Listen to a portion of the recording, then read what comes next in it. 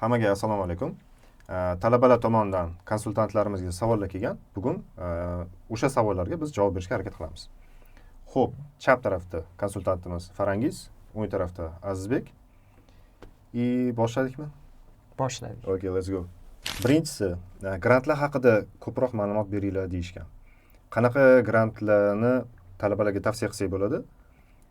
Qaysilarini o'sha ishlab ko'rgansizlar? O'sha haqida ozgina ma'lumot. Angliyada joylashgan universitetlarda grantlar har xil, turlicha. Masalan, davlat grantlari bor. Angliyani o'zini grantlarini aytyapsiz, to'g'rimi? O'zini granti bor, bu Chivning granti bor, universitetlarni o'zlarining granti bor.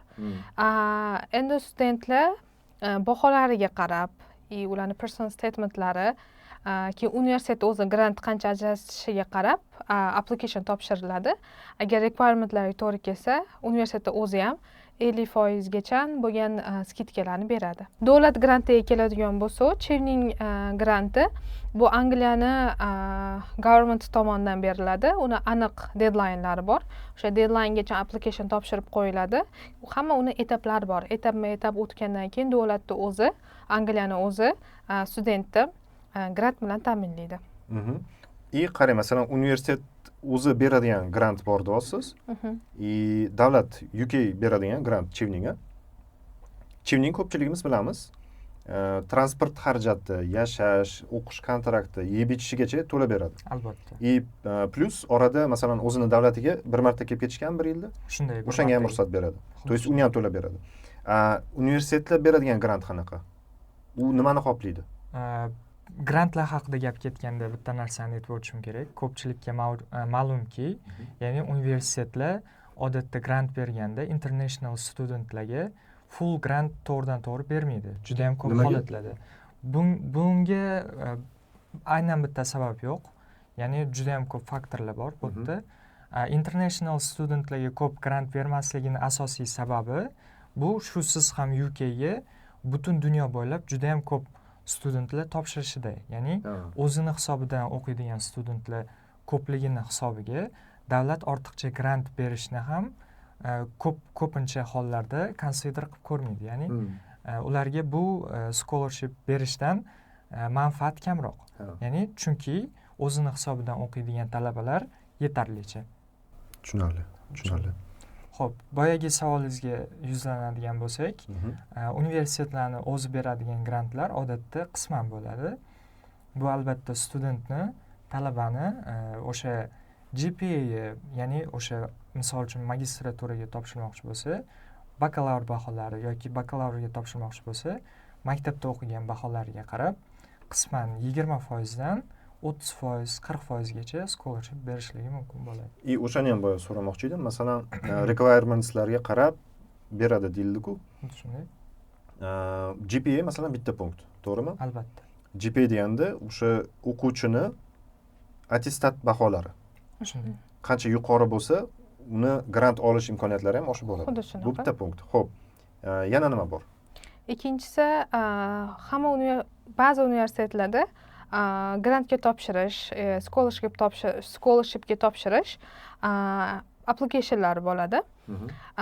Endi applicationni ham requirementlari asosan GPA offer bo'lishi kerak va scholarshipga qanchalik student loyiq, shu bo'yicha motivatsion pisma shunga motivation letter yozib berish kerak bo'ladi. Admission scholarshiplarni taqsimlaydigan tim uni ko'rib chiqiladi. Studentni muvaffaqiyatli proyektlari yoki uni masalan sertifikatlari, u qanchalik student aktivligiga qarab, uni nima deydi, yutuqlari ko'pligiga, GPA bahosi balandligiga qarab ularga scholarship ajratadi. Scholarshiplar ikki xil scholarshiplar bor. Asosan kontrakt summasidan minus qiladigan. Ikkinchisi bo'ladigan bo'lsa, yashash xarajati uchun belgilanadigan bo'ladi. Yashash xarajatiga universitet har oyi aniq bir summani studentga taqsimlab berib turadi. Zo'r. Talabani backgroundi, ya'ni nima loyihalarda qatnashgan, ijtimoiy tarafdan aktiv bo'lganmi, yo'qmi, to'g'rimi? O'sha narsalar aytilyapti-da. Xo'p, ikkita bo'ldi. Yana nima? Qo'shimcha sertifikatlari bormi? Masalan, accounting finance topshirayotgan studentlarda SSC sertifikatlari bormi? GRA, GMATlari bormi? SAT bormi? Shunga qarab qo'shimcha sertifikatlari ham har doim supporting documentslar bo'ladi. Ko'pchilik studentlar orasida shu misconception mavjud. Ya'ni agar studentlar o'ylashadi, IELTS'im baland bo'lsa, ko'proq scholarship yutaman deb o'ylashadi. Aslida bu ozgina noto'g'ri tushuncha. Ya'ni agar sizda IELTS balli balandroq bo'lsa, bu albatta o'zi uchun plyus, lekin bu sizni university applicationingizda ustunlik bermaydi, advantage bermaydi. Chunki tilni bilish bu basic requirement hisoblanadi. Ya'ni tilni yaxshiroq bilganingiz uchun sizga scholarship ko'proq beradi degani emas, afsuski. Til sertifikat faqat o'qib keta olishingizni isbotlaydigan sertifikat bo'ladi. Shunday. Agar siz bizda masalan yutuq hisoblanadi, IELTS katta bo'lsa, ularda unaqa bilish kerak. Agar siz requirement bo'yicha yetarlicha til bilsangiz, shuni o'zi yetarli. Ya'ni undan ko'proq bildingiz degani sizga 100% ustunlik beradi degani emas. Xo'p, yana bitta grant. Bu El-yurt umidi granti. O'zimizning davlatimiz tomonidan beriladigan grant. Talaba topshirmoqchi mana shu grantga biz tarafdan nima yordam ola oladi? Agar student El-yurt umidiga qatnashmoqchi bo'lsa, demak El-yurt umidi grantining ham o'zining requirementlari bor. Bu birinchi o'rinda universitetlardan qabul xati olish. Bizning agentligimiz asosan Buyuk Britaniyaning deyarli hamma universitetlari bilan hamkorlikda ishlaydi. Bizda top 100, top 200, top 300 universitetlari ham bor va aynan El-yurt umidiga top 300 ta dunyo bo'yicha top 300 ta kirgan universitetlardan qabul xati bo'lishi kerak. Biz studentlarga top 300 ga kirgan universitetlardan qabul xati olib berishga yordam beramiz. Keyingi etaplar bo'lgan, masalan, student El-yurt umidiga qatnashadi va El-yurt umididan yutgandan keyin keyingi etaplar boshlanadi. Agar student El-yurt umididan yutgandan keyin keyingi etaplari viza olgunchi bo'lgan jarayonlar ketadi. Masalan, ko'p studentlar bu jarayonda azingcha savollar ko'payadi. Ba'zi paytlarda qiyinchiliklarga to'g'ri keladi. Ularni applicationlarni topshirish, masalan, Angliyada El-yurt umididan ketyaptim yo o'zi ketyaptim, baribir ham universitet bilan qilinadigan ishlar bo'ladi. Hujjatlar taxlash, vizaga hujjat olish, vizaga topshirish, applicationlarni to'g'ri to'ldirish va hujjatlarni to'g'ri upload qilish. Viza bo'lgandan keyin ham keyingi etaplari ham bor. Elektron vizaga registratsiya qilish, accommodation olish, Angliyaga yetib olish, universitetga yetib olish va hamma mana shu etaplarda agentsiyamiz o'zi to'liq yordam beradi. El-yurt agar El-yurt stipendiyasini yutadigan bo'lsa talaba bizga hech qanaqa pul to'lamaydi, to'g'rimi? Xuddi shunday. Bizning xizmatlarimiz to'liqligicha bepulga tushadi talabalarga. El-yurt stipendiyasini yutmagan talaba bo'lsa yoki chivningni yutmagan talaba bo'lsa, ularga ham bepul xizmat ko'rsatiladimi bizda? Bizda o'zi talabalarga to'liqligicha bepul xizmat ko'rsatiladi. Faqat bitta hisobga olinishi kerak bo'lgan jihati mavjud. Ya'ni biz talabalardan service fee olmaymiz. Biz holding deposit olamiz. Ya'ni ushlab turiladigan summa. Hozirgi kunda miqdori qancha? Hozirgi kunda 3 million so'm. 3 million so'm. Xo'p. Talaba keldi, shartnoma tuzdi va 3 million so'm depozit saqlab qo'yiladi. Xuddi shunday. Talaba tomonidan beriladi, u muzlatib qo'yiladi. Xo'p, keyin talaba bilan ishlash boshlaysizlar, to'g'rimi? Albatta, talabaga bitta konsultant biriktiriladi va kontraktimiz bo'yicha 1 yil vaqt mobaynida u talaba biz bilan ishlashligi mumkin bo'ladi. Ya'ni bu nima degani? 1 yil mobaynida, misol uchun, hozir sentyabr qabuliga harakat qilayotgan bo'lsa, talaba mabodo har xil turdagi muammolarga duch kelib, sentyabrga keta olmay qoladigan bo'lsa, biz unga yanvar intake'ga, ya'ni yanvar qabuliga ketishi uchun yordam ko'rsatishimiz mumkin bo'ladi. Ya'ni masalan bitta intake ulgurmagan taqdirda ham o'sha pulini topolmasligi mumkin, hujjatda nimadir muammo bo'lishi mumkin. Keyingi intake'ga ulgurish mumkin. 1 yil ichida boyagi depozit aktual hisoblanadi. Shartnomamiz 1 yilga amal qiladi va studentga biz 1 yil davomida xizmat ko'rsatamiz. Xoh sentyabr intake'ga ketsin, yanvar yoki yanvar intake. Eng yaqin intake'larga topshirishni boshlaymiz. Masalan, sentyabr intake'imiz bor, Keyin noyabr intek bor. Bahorgi Keyin yanvar. inteklar? Bahorgi inteklar ham bor. Lekin hamma universitetlarda emas. Hamma universitetlarda emas. Asosan topoviy universitetlarda faqat sentyabr intek va yanvar intek bo'lishi mumkin. Qolgan top intek kirgan yaxshiroq universitetlarda ham aprel, noyabr, may inteklari ham bo'ladi. Talaba 3 million so'm muzlatib qo'ydi. U bilan ishni boshladinglar. U qachon o'sha depozit pulini qaytarib oladi? Nima shart bilan qaytarib oladi? Juda ham yaxshi savol. Talaba qachonki biz topshirib bergan universitetga xoh o'zini hisobidan, xoh el-yurt yoki shu kabi grantlar asosida o'qishga ketadigan bo'lsa, o'qishga borgandan so'ng universitetda enrollment degan narsa mavjud. Ya'ni universitetga borib o'zini kelganini tasdiqlagandan so'ng 6 oy mobaynida bizga aloqaga chiqadigan bo'lsa, biz uni pulini to'liqligicha qaytarib beramiz. Ya'ni o'sha self fundedlarga demoqchisiz, depozit bergan talabalarga. Albatta. U so'mda qaytariladimi, so'm kartasiga yoki funtda beriladimi? Bu studentga bog'liq, ya'ni studentga qaysi yo'l qulay bo'lsa, unga shu yo'lda puli qaytarib beriladi. Chunki bizda UKda Bahodir aka Suyarov borlar, direktorimiz. To'g'ridan-to'g'ri ularga aloqaga chiqadigan bo'lsalar, ulardan xoh kartasiga, xoh naqd holatda qaytarib olishlari mumkin bo'ladi. Hammasi albatta studentlarning qulayligi uchun. Xo'p, eng birinchi qadam nima biz bilan ishlash uchun?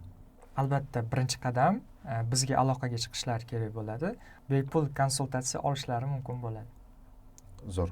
Konsultatsiya mobaynida hamma etaplar tushuntiriladi. Universitetlar tanlanadi, studentni o'ziga yoqqan, o'ziga to'g'ri keladigan narxlari, joylashuvi, rankinglari to'g'ri keladigan universitet tanlanadi. Shu universitetlar qaysi biri yoqqan bo'lsa, o'zi xohlagan universitetlarga topshirib berishda biz yordam beramiz.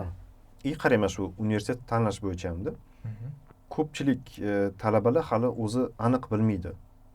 UKda o'qimoqchi, niyati bor, lekin universitet qanaqa tanlash kerak? Qaysi yo'nalish yaxshi? IT ga kiradimi, meditsina va hokazo shunaqa savollar ko'p. Ular bilan qanaqa ishlaysizlar? Qanaqa yordam berasizlar? Aynan dastur universitet tanlash mobaynida. Bu studentda endi agar magistrant bo'ladigan bo'lsa, magistraturaga ketmoqchi bo'lgan bo'lsa, o'sha student уже biladi qaysi yo'nalish, ko'proq ma'lumotga ega bo'ladi.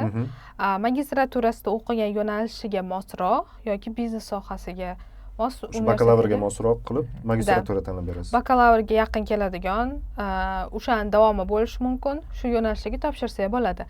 Endi bakalavrga keladigan bo'lsa, o'quvchilar 11 yil maktabda o'qigan bo'ladi. Yoshi ham 16-17 yosh. Hali bitta to'xtamga kelmagan bo'ladi. Qaysi yo'nalish u studentga to'g'ri kelishini hali studentlar bilmaydi. Shunaqa paytlarda endi student bilan konsultatsiya davomida student qiziqishlari so'raladi, kelajakda kim bo'lmoqchiligi so'raladi. Shu kelajakdagi xohlamoqchi bo'lgan kasbiga qarab foundation yoki bakalavr tanlasa bo'ladi. Qaysi yo'nalishda o'qisa, kelajakda xohlagan kasbiga ega bo'lish uchun shunga mos keladigan kurslar tanlaymiz. Bakalavrlarga tanlash huquqi ko'proq, bakalavrga tanlash imkoniyatlari ko'proq. Masalan, ularda foundation alohida o'qitiladi 1 yil, 3 yil bakalavr, 4 yillik programmalar ham bor. Agar student foundationda o'qisa, asosan maktabni bitirib ketgan studentlar foundationda o'qisa, ularga bakalavrda aynan qaysi yo'nalish unga mosroq kelishi va qaysi yo'nalishda student o'zini ko'ryapti, shunga vaqti bo'ladi. Deyarli 1 yil. 1 yil davomida foundationni o'qib, keyin o'zi xohlagan yo'nalishlarga o'tib ketsa bo'ladi. Bu ancha studentda bitta yo'nalish, aynan universitet qaysi universitet student uchun eng yaxshi optionligini 1 yil foundation mobaynida bilib olsa bo'ladi. Umumiy qilib aytadigan bo'lsak, Farangiz opam aytib o'tganlaridek, birinchi navbatda talabalarni akademik holatidan kelib chiqib va albatta ularni talabiga mos universitetlar tanlab berishga harakat qilamiz. Universitet tanlashda masalan talabani o'zini boyagi sizlar aytayotgan talablari, maqsadlariga qarab unga qo'shimcha qilib ota-onasini, masalan, ko'proq pulni ota-ona to'laydi-ku baribir. To'lov imkoniyatiga qarab tanlab berasizlar, to'g'rimi? Xuddi shunaqa. Endi IELTS bo'yicha ko'p savol keladi. Eng ko'p Instagramda so'raladigan savol, IELTS bo'lmasa ham bakalavrga topshirsa bo'ladimi? IELTS bo'lmasa ham til sertifikati bo'lmasa ham bakalavrga topshirsa bo'ladi, lekin buni o'zini talablari bor. Qanaqa? Masalan, endi bakalavrni olib qaraydigan bo'lsak, bakalavr agar student foundationga ketadigan bo'lsa, albatta IELTS for UKVI kerak bo'ladi. Agar student foundation emas, 3 yillik bakalavrga ketayotgan bo'lsa, IELTSsiz, ya'ni til sertifikatsiz ketsa bo'ladi. Bu universitetlarga bog'liq. Ba'zi universitetlar o'zini ichki imtihoni bo'ladi, xuddi IELTSga o'xshagan, xuddi 4 ta sectionli. Agar student shundan o'tib berib, universitet talab qilgan balli olib bersa, unda IELTSsiz va til sertifikatsiz ketsa bo'ladi. Lekin student albatta ingliz tilini bakalavr bo'lsa 5,5 darajasida bilishi kerak. Eng minimum 5,5. Minimum bakalavrga minimum 5,5. Bu yil 2026-yil talaba bo'lmoqchi bo'lgan yoshlarga hozir nima maslahat? Taxminan qaysi oygacha masalan ish boshlash kerak? Qaysi oygacha hujjatlarini topshirish kerak? Qancha oldin harakat qilish kerak? O'sha haqida qisqacha. Chunki ko'pchilik sentyabrda kiraman degan maqsad bo'lsa, sentyabrga yaqin harakatni boshlaydi-da, u kech. Diploma bo'lib. U kech.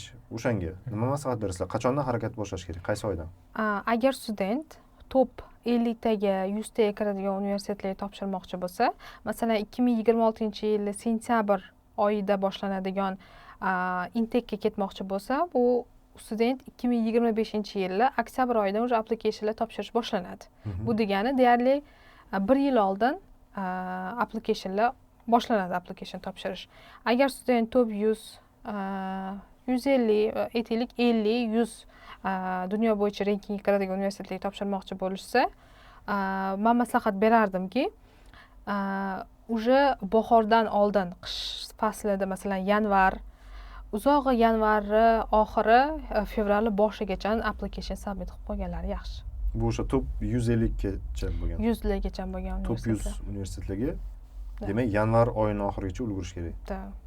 Shunaqa o'zi deadline'lari asosan top 100, top 50 universitetlarning deadline'lari bahorgacha yopiladi. Masalan, aprel bor, bir xilgalar oktyabr o'zida yopilib qoladigan bor, asosan Oxford Cambridge'larda. Va top 150 dagilar bahor oylarining boshlarida yopiladi. Qolgan universitetlarga, masalan, top 150 dan keyingilariga.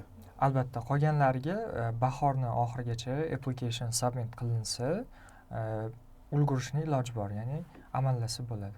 Rahmat sizlarga vaqt ajratganingiz uchun. Rahmat sizga. Rahmat. Hurmatli talabalar, hurmatli ota-onalar, UKda o'qish bo'yicha, ya'ni Buyuk Britaniyada farzandingizni o'qitish bo'yicha nima savollaringiz bo'lsa, Telegram orqali bizga yuboring. Mana shunaqa formatda biz mutaxassislarimizni o'zidan sizga to'g'ridan to'g'ri javob olib berishga harakat qilamiz. Barchaga omad. Xayr.